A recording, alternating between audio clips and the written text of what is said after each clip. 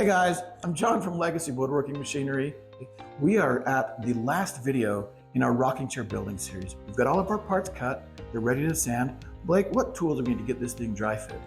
So today we're gonna need just some basic clamps. I mean, I've got a couple quick grips and Betsy's. I mean, we're just gonna go through and use a couple, dry fit these together. Because of the tenons and all that kind of stuff in this chair, it should just fit pretty good with pressure.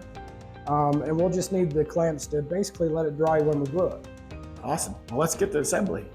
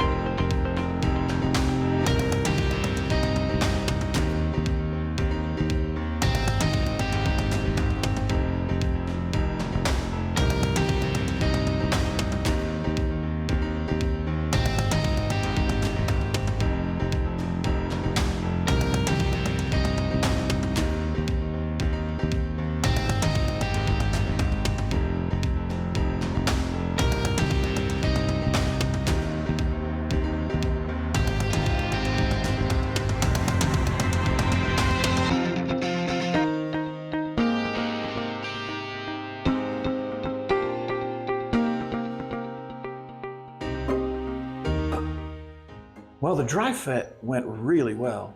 All right, Blake, what's our last steps?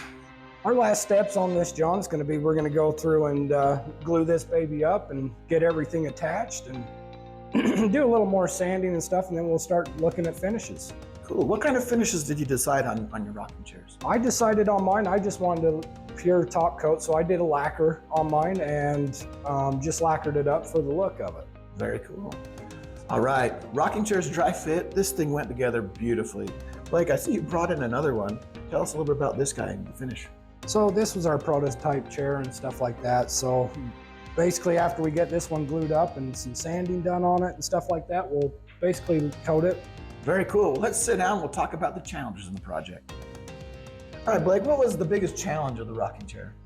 For me, the biggest challenge was coming up with a project, designing parts, and then figuring out how to hold them all down. So there was a lot of challenges in that, and it was a really fun project, and I'm glad to have it behind me, but it's fun.